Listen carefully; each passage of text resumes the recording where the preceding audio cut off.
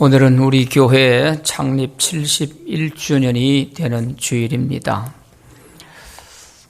오늘까지 우리 교회를 지켜주시고 또 이렇게 많이 부흥성장케 해주신 주님의 은혜에 감사하며 영광을 하나님께 올려드립니다. 그래서 오늘은 교회에 대해서 좀 말씀을 드리려고 합니다.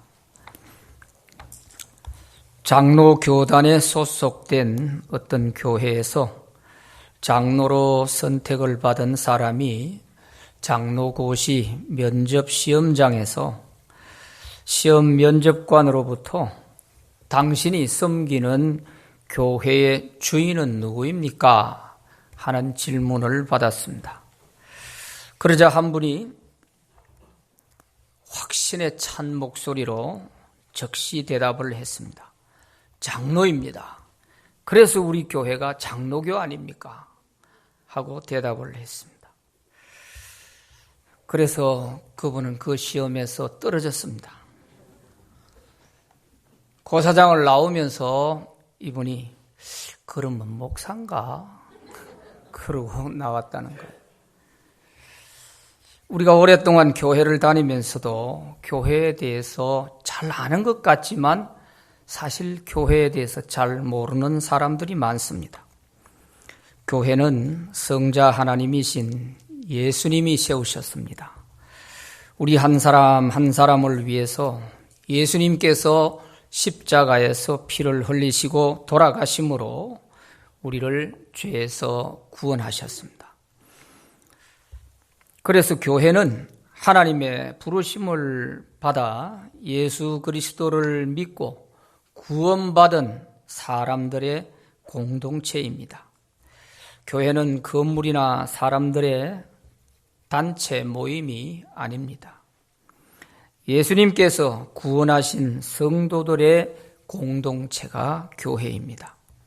그러므로 교회의 주인은 당연히 예수님이십니다.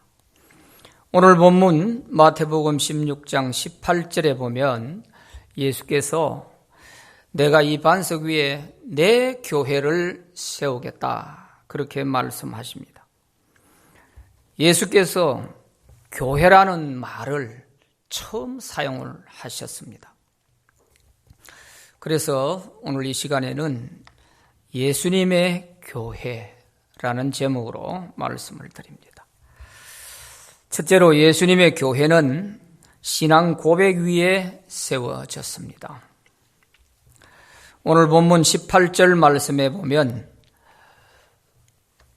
또 내가 너에게 이르노니 너는 베드로라 내가 이 반석 위에 내 교회를 세우리니 음부의 권세가 이기지 못하리라 그렇게 말씀하셨습니다.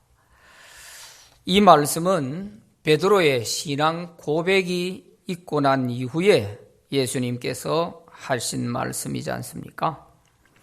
예수님께서 제자들에게 너희는 나를 누구라 하느냐 하고 물으셨을 때 아무도 대답하지 못하고 있을 때 베드로가 주는 그리스도시요 살아계신 하나님의 아들이십니다 하고 신앙을 고백했지 않습니까? 이 신앙 고백이 있고 난 이후에 예수님께서 베드로를 칭찬하시면서 내가 이 반석 위에 내 교회를 세우겠다 이렇게 말씀하신 것입니다. 베드로가 사실 이 신앙 고백을 한 것이 그 당시 상황을 놓고 보면 쉽게 할 수 있는 고백이 아닙니다. 왜냐하면 이 당시는 유대 나라가 로마 식민지 하에 있었고 또 로마 황제 숭배가 만연해 있을 때였기 때문에 로마 황제를 큐리우스, 주라고 부르던 그런 시대란 말이에요. 그런 시대에 로마 황제가 주가 아니고 나사렛 예수가 나의 주다 하고 고백을 한다는 것은 대단히 이거는 모험적인 일인 것입니다. 어쩌면 자기 목숨을 내놓고 고백해야 할 그런 고백이란 말이에요. 그러니까 신앙 고백이라는 것이 쉽지를 않는 것이죠. 그래서 베드로가 이런 고백을 했을 때에 예수님이 아주 기뻐하시면서 크게 칭찬을 하셨지 않습니까? 바요나 시몬아, 네가 참 복이 있다. 이것을 너에게 알게 해주신 분은 혈육이 아니고 인간이 아니라 하늘에 계신 내 아버지께서 너에게 알게 해주셨다. 이렇게 말씀을 해주셨지 않습니까? 그래서 우리가 신앙 고백을 한다는 것은 이게 사람의 생각으로 지식으로 할 수 있는 고백이 아닙니다. 하나님의 택함받은 사람이 정말 성령의 감동을 통해서 예수 그리스도가 나의 구주로 믿어질 때에 할 수 있는 고백인 거죠. 그래서 예수님의 교회는 누구든지 예수님을 그리스도로 고백하는 사람은 교회의 일원이 될 수가 있습니다. 오늘 우리가 교인이 된 것도 예수님을 그리스도로 신앙을 고백하고 그를 주님으로 영접하였기 때문인 것입니다. 믿는 부모에게 태어나거나 예배 출석을 잘하거나 교회에서 봉사를 많이 한다고 교인이 되는 것은 결코 아닙니다. 예수님에 대한 분명한 자기 신앙 고백이 있어야 교인이 될 수 있는 것입니다. 예수님의 교회는 신앙의 고백 위에 세워졌기 때문인 것입니다. 그런데 천주교에서는 내가 이 반석 위에 내 교회를 세우겠다 한 이 반석을 베드로라고 해석을 하는 것입니다. 베드로라는 이 헬라어 뜻이 페트로스라는 뜻이 이 반석이라는 뜻이기 때문이죠. 정확히 얘기하면 페트로스는 돌이라는 뜻입니다. 그래서 천주교에서는 베드로 위에 교회를 세웠기 때문에 베드로가 교회와 천국의 모든 정권을 예수님께 위임받았다. 이렇게 해석을 하는 것입니다. 그래서 베드로를 초대 교황으로 세워서 지금까지 266대째 교황을 세워가고 있는 것입니다. 이것은 크게 잘못된 것입니다. 헬라어 원문을 보면 이 베드로, 페트로스는 남성 고유명사입니다. 그런데 예수님이 이 반석 위에 교회를 세우겠다고 하신 이 반석이라는 말은 페트라라고 되어 있는데 이것은 여성 일반 명사로 되어 있습니다. 그것은 바위 덩어리라는 뜻이에요. 그러므로 예수님은 자기의 교회를 반석 같은 그 신앙 고백 위에 세우겠다 하는 뜻으로 하신 말씀이지 인간 베드로 위에 교회를 세우겠다고 하신 말씀이 결코 아닌 것입니다. 그리고 우리가 예수님에 대해서 신앙을 고백하는 것은 그 어떤 인간적인 지식이나 인간적인 그런 마음을 가지고 고백할 수 있는 것이 아닙니다. 오직 하나님으로부터 택함받은 사람, 계시를 통해서 이것이 믿어지는 사람에 한해서 할 수 있는 것이죠. 마태복음 16장 17절 말씀에 보면 예수께서 대답하여 이르시되 바요나 시몬아 네가 복이 있도다. 이를 내게 알게 한 이는 혈육이 아니요 하늘에 계신 내 아버지시니라. 이렇게 분명히 말씀하셨어요. 예수께서 그리스도요 하나님의 아들이시라는 것을 베드로가 고백한 것은 하나님께서 베드로에게 그 사실을 알게 해 주셨기 때문인 것입니다. 그러므로 하나님께 택한 자들에게 예수님에 대해서 은혜를 주시지 않으면 아무도 신앙을 고백할 수가 없습니다. 그러기에 우리가 하나님과 예수님을 믿을 수 있다는 그 자체가 큰 은혜인 것입니다. 마태복음 11장 27절에 보면 내 아버지께서 모든 것을 내게 주셨으니 아버지 외에는 아들을 아는 자가 없고 아들과 또 아들의 소원대로 계시를 받는 자 외에는 아버지를 아는 자가 없느니라. 그렇게 말씀을 하셨습니다. 계시를 받은 자 외에는 아버지를 아는 자가 없다.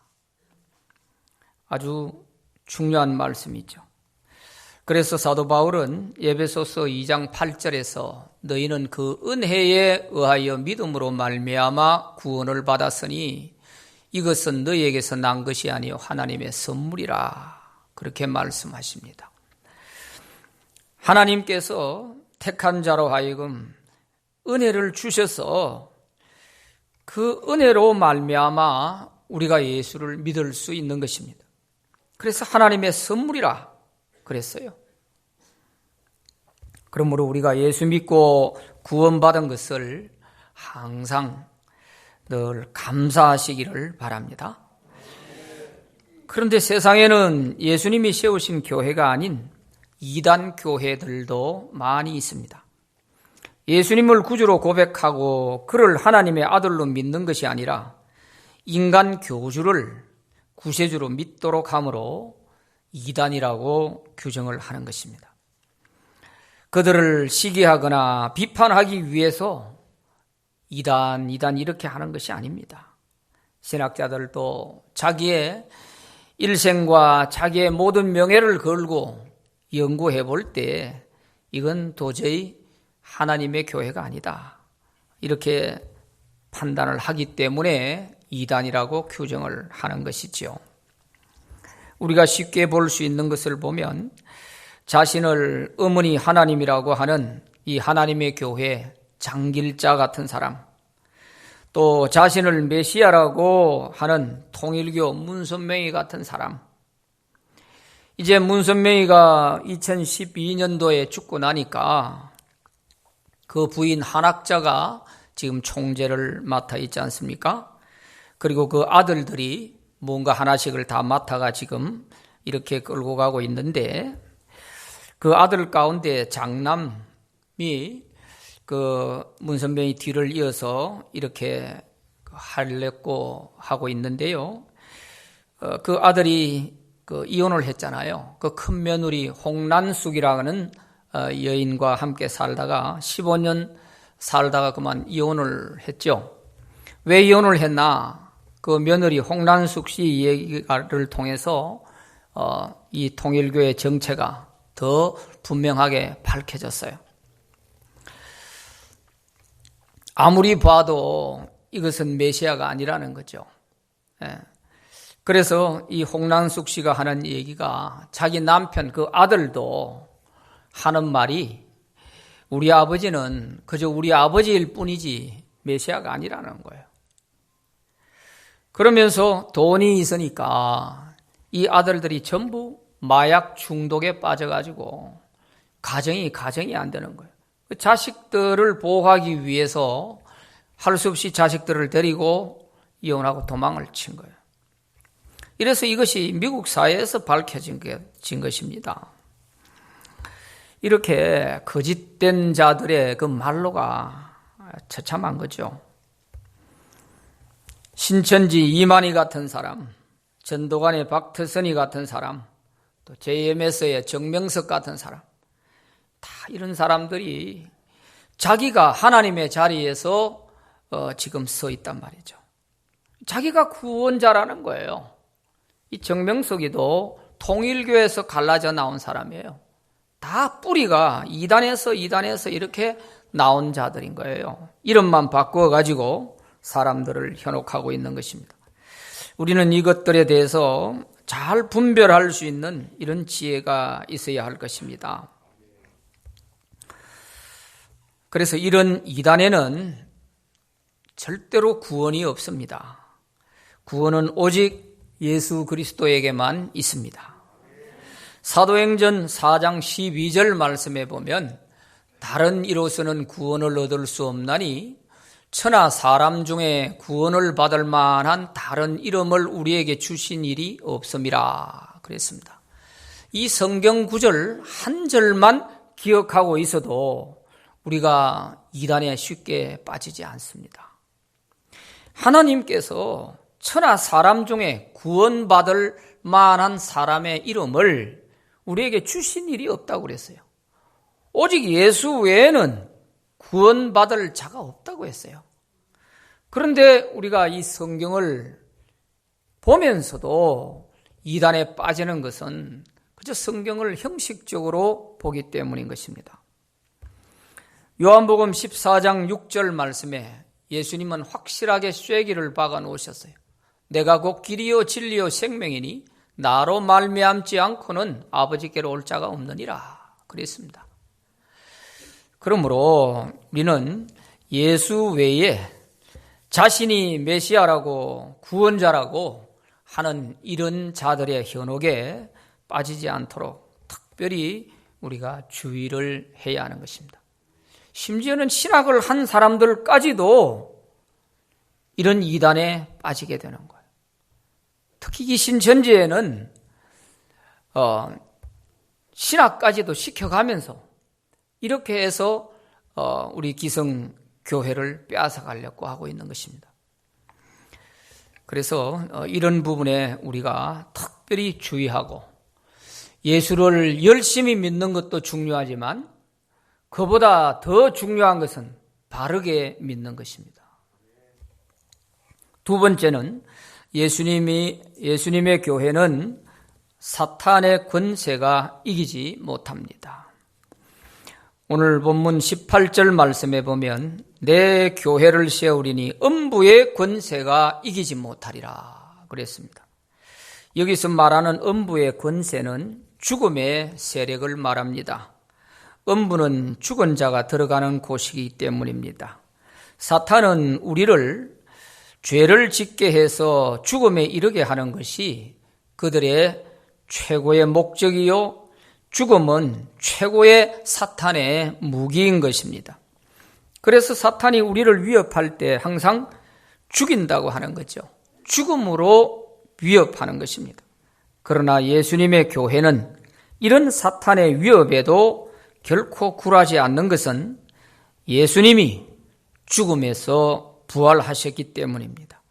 그리고 성도들도 부활과 영생천국을 이미 보장받았기 때문입니다. 그래서 사탄의 권세가 예수님의 교회를 절대로 무너뜨리지 못하는 것입니다. 그러면 교회가 가만히 있으면 사탄이 건드리지 못하는 것이냐? 결코 그렇지 않습니다. 예수님께서 누누이 말씀하시기를 교회가 사탄이 건드리지 못하는, 사탄이 이기지 못하는 교회가 되려면 말씀과 기도에 깨어 있어야 된다는 거예요. 말씀과 기도를 그렇게 예수님이 강조하시는 이유가 여기에 있는 것입니다. 교회가 말씀이 잘못되고 기도에 잠을 자는 교회가 되면 교회는 사탄의 도구가 됩니다. 교회는 사탄의 놀이터가 되고 말 것입니다. 그러기에 교회는 항상 진리의 말씀과 기도에 깨어 있어야 되는 것입니다.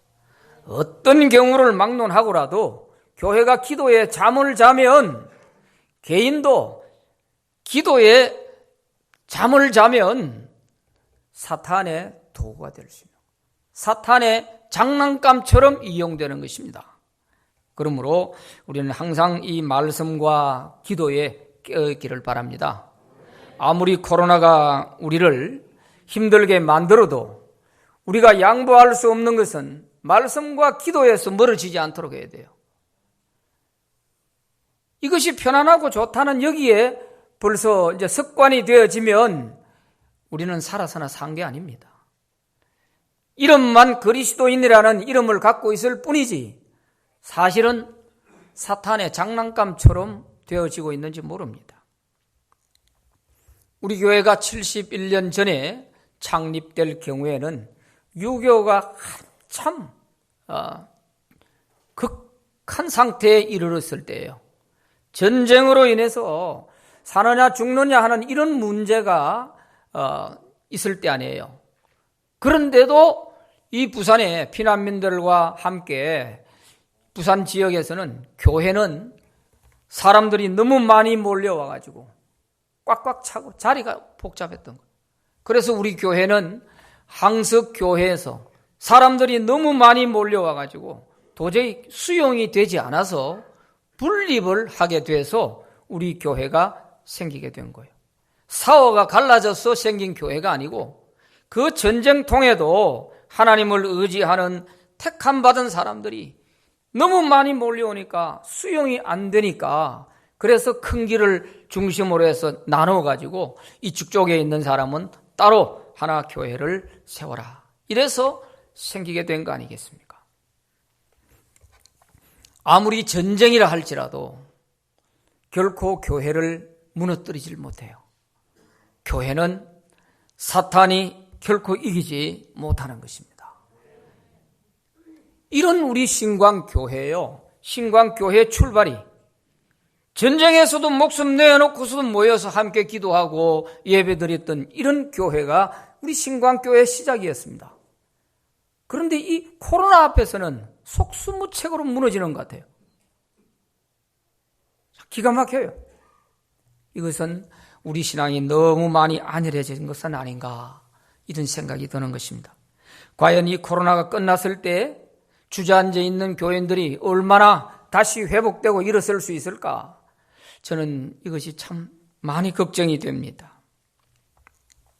역사적으로 보아도 결코 사탄은 교회를 무너뜨리지 못했습니다. 로마가 250년 동안 교회를 그렇게 무자비하게 박해를 했습니다. 그랬지만 교회가 다 없어진 줄 알았어요. 그러나 313년 콘스탄틴 황제가 이제 교회에 자유를 주면서 기독교를 로마 국교로 지정을 하는 순간 박해를 시작할 그 당시보다도 교인들이 몇 배로 더 늘어나 있었던 거예요. 깜짝 놀랐던 거죠. 그런가 하면은 1966년부터 1976년까지 10년 동안 중국에서는 문화혁명을 모택동이가 시도를 했지 않습니까? 이 문화혁명 동안에 제일 타겟가 크게 된 것이 기독교를 말살시키려고 했던 거 아닙니까? 그래서 다 없어진 줄 알았어요. 그러나 등소평이가 등장을 하면서 개방이 좀 될 때에 교인들은 엄청난 숫자로 불어나 있었습니다. 지금도 자유롭지는 못하지만 1억 4천 명이 넘는 기독교인들이 중국 땅에 있습니다. 그 어떠한 독재자도 공산주의 사상도 교회를 무너뜨리지 못했습니다. 사탄의 권세는 결코 예수님의 교회를 이기지 못하는 것입니다. 오늘날 현대교회도 너무 평안하다 보니까 자꾸만 타락해가는 그런 면이 없지 않습니다.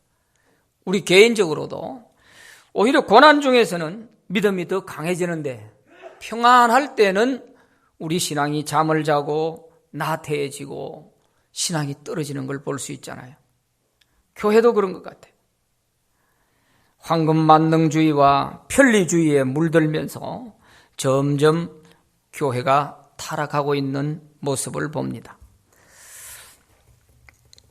그러므로 우리는 말씀에 깨어있고 기도에 깨어있기를 바랍니다. 주님에 대한 사랑이 식어지지 않기를 바랍니다. 아무리 평안하고 풍요함을 누리고 산다고 할지라도 우리를 구원하신 주님의 사랑을 잊어서는 안 될 것입니다. 지금은 코로나 중에 있지만 이 온라인 예배에 이제는 습관화가 되어지면 안 될 것입니다. 하나님과 멀어지지 않기를 바랍니다. 예수님의 교회와 멀어지는 것은 주님과 멀어지는 것입니다. 공동체에서 멀어지는 것은 사탄의 공격의 표적이 될 수 있습니다. 이제 머지않아 코로나도 종식될 것입니다. 우리 모두 잘 이겨내고 우리 신앙이 다시금 살아날 수 있게 되기를 바랍니다. 세 번째는 예수님의 교회는 복음 전파 사명을 위임받았습니다. 오늘 본문 19절 말씀에 내가 천국 열쇠를 내게 주리니 네가 땅에서 무엇이든지 매면 하늘에서도 매일 것이요 네가 땅에서 무엇이든지 풀면 하늘에서도 풀리리라. 그렇게 말씀하셨습니다. 여기서 천국 열쇠란 천국 복음을 말하는 것입니다. 예수 그리스도의 복음은 천국 문을 여는 열쇠가 됩니다. 그래서 천국 복음을 전할 때는 믿는 자에게는 천국 문이 열리고 믿지 않는 자에게는 천국 문이 닫히는 것이죠. 이처럼 천국 문을 열고 닫는 천국 열쇠를 예수께서 교회에 위임해 주셨습니다. 그러므로 교회는 때를 얻든지 못 얻든지 이 복음 전하는 일을 해야 하는 것입니다. 마태복음 16장 15절 16절에 보면 너희는 온 천하에 다니며 만민에게 복음을 전파하라. 믿고 세례를 받는 사람은 구원을 얻을 것이요 믿지 않는 사람은 정죄를 받으리라 그랬습니다. 사도 바울도 로마서 10장 14절에서 전파하는 이가 없이 어찌 들으리요? 듣지 못한 이를 어찌 믿으리요? 하고 말씀했습니다. 그러므로 주님의 교회가 해야 할 일 중에 가장 중요한 것은 생명의 복음을 전하는 일입니다. 교회가 이 복음 전파하는 일을 위임받아 전하지 않는 것은 천국 열쇠를 쥐고 천국에 들어가야 할 사람들이 들어가지 못하도록 하는 것과 같습니다. 그래서 교회는 어떤 일보다도 복음 전하는 일에 최선을 다해야 하는 것입니다. 천하보다 귀한 것이 한 영혼이므로 영혼을 살리는 일은 교회의 가장 중요한 사명입니다. 복음을 전하지 않으면 우리의 믿음도 식어지는 것입니다. 사도행전을 보세요.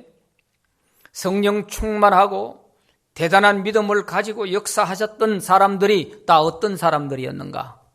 다 복음을 전할 때 성령 충만했고 복음을 전할 때 이적과 기사가 표적이 일어났던 것입니다. 복음은 하나도 전하지 않으면서 늘 앉아가지고 성령 충만 주세요, 능력을 주세요 이렇게 기도하면 주님은 그 기도는 안 들어주실 것입니다. 왜냐하면 가만히 앉아 있으면서 복음 전하지 않으면서 능력 달라, 성령 충만 달라, 은사 달라 이렇게 해서 그 기도 들어주면 그 사람은 틀림없이 예수 점쟁이가 되고 말 것입니다. 그러므로 우리는 우리 신앙이 정말 살아있는 신앙, 또 성령 충만한 신앙, 말씀의 능력이 나타나는 이런 신앙이 되려면 복음을 전할 때 그런 신앙이 되는 거예요. 가만히 있으면 우리가 힘을 잃어버려요.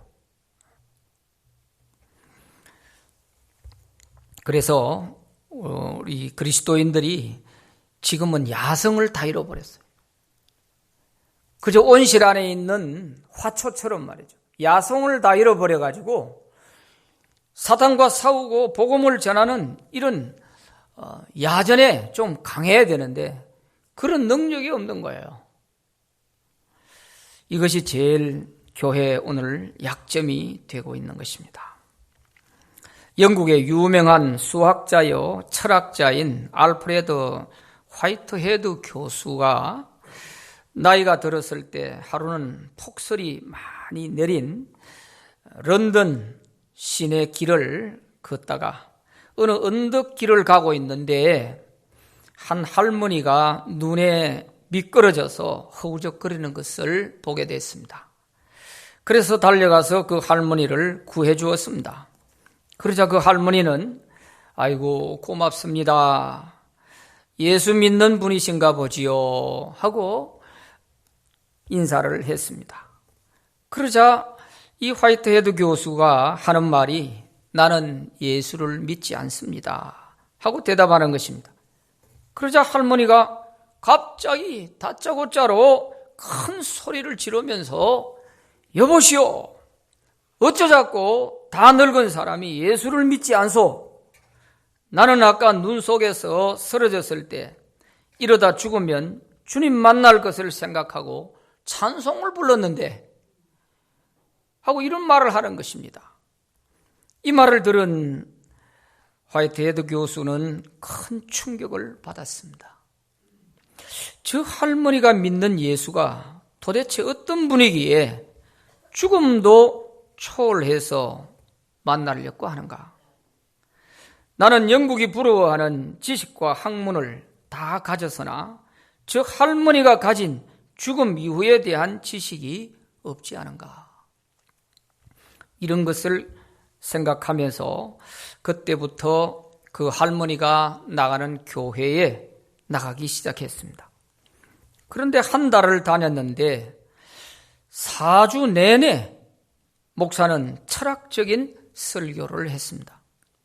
그것은 유명한 노 철학 교수가 지금 나오고 있으니까 아마 그를 의식해서 그런지 특별히 준비한 설교였던 것입니다. 하루는 노 교수가 예배 후에 목사님에게 가서 이런 말을 했습니다. 목사님, 그런 것은 제가 더 많이 압니다. 내가 찾는 것은 철학적인 신이 아니고 저 할머니가 믿는 예수입니다. 예수님을 만나는 설교를 좀 해 주시오 하고 이 얘기를 했다는 것입니다. 참 우리가 깊이 새겨보아야 할 말이라고 생각합니다. 오늘 한국교회 강단에도 예수님을 만나는 설교가 듣기 쉽지 않습니다.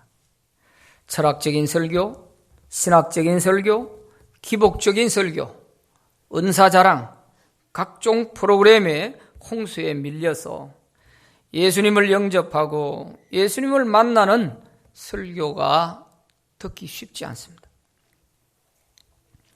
이것이 큰 문제인 것이죠. 갈라디아서 2장 20절에 내가 그리스도와 함께 십자가에 못 박혔나니 그런즉 이제는 내가 산 것이 아니요 오직 내 안에 그리스도께서 사신 것이라.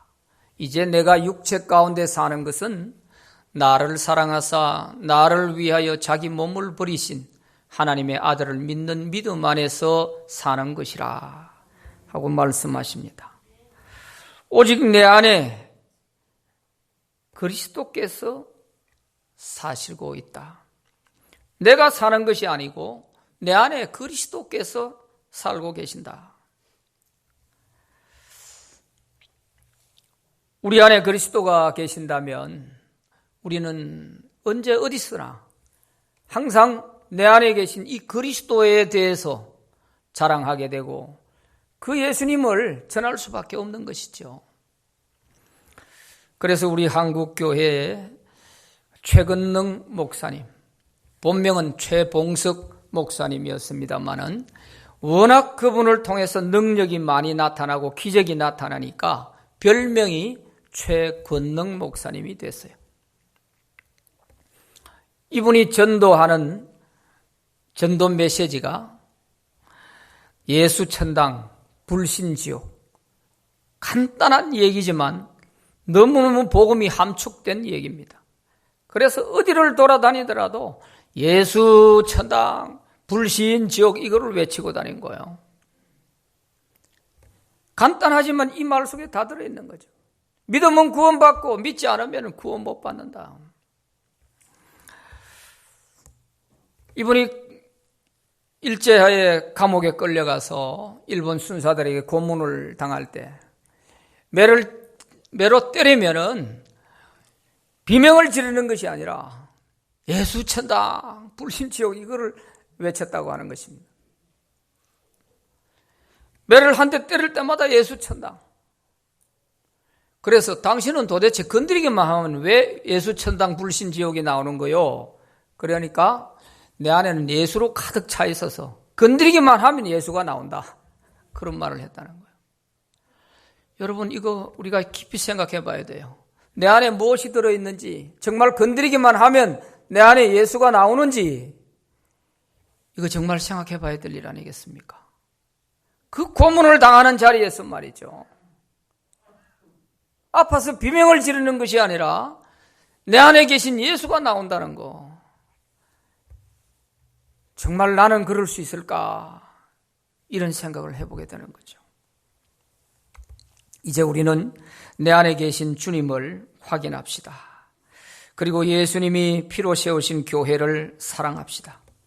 교회를 아끼고 사랑하는 것이 주님을 사랑하는 것이요, 교회를 멀리하는 것이 주님을 멀리하는 것입니다. 주님께 위임받은 복음 전파의 사명을 잘 감당해서 주님께 칭찬받도록 합시다. 오늘 우리 신광교회가 창립 71주년을 맞이했습니다. 지금까지 우리 교회를 사랑하고 눈물로 기도로 섬겨주신 많은 성도들이 있었기에 오늘 우리 신광교회가 있는 것입니다. 음부의 권세가 이기지 못하는 건강한 교회가 되어서 다음 세대에 좋은 본이 되는 우리 신광교회가 되기를 바랍니다. 기도하십시오.